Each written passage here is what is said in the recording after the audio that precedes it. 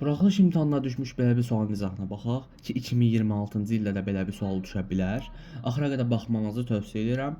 Deyir ki, iki ardıcıl cüt natural ədədin cəmi 66 olarsa bu ədədlərdən kiçiyini tapın. Baxın, iki ardıcıl cüt natural ədəd deyir. Müəyyən bir cüt ədədi biz 2n düsturu ilə 2n formulu ilə ifadə edə bilirik. Okay? Yəni n-in yerinə biz burada hansı natural ədəddə qoysaq, bu formul onu cüt natural ədədə çevirir. Və bundan sonra gələn cüt natural ədədi də biz 2n plus 2 kimi ifadə edə bilərik. Çünki 2n plus 2-nin də yerinə n-in yerinə istənilən ədədi qoyduqda bu formul onu cüt natural ədədə çevirir. İndi deyir ki, bu iki ardıcıl cüt natural ədədin cəmi 66-ya bərabərdir. Yəni 2n üstünə gəlsin, 2n plus 2 bərabərdir 66-ya.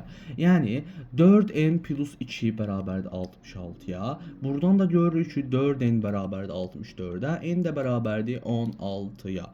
n 16-dırsa, bu ədədimiz, yəni ilk ədədimiz 32, ikinci ədədimiz isə 34 olur. Və bunlar toplayanda təbii ki 66 olduğunu görürəm mən. Yəni bu ədədlərdən kiçik hansı olur? 32 ədədi o olur. Cavabımız olur D variantı. Əslində bəsit bir sual kimi görsənir, amma zaten buraxılışa da bəsit suallar düşür. Bundan əmin ola bilərsiniz.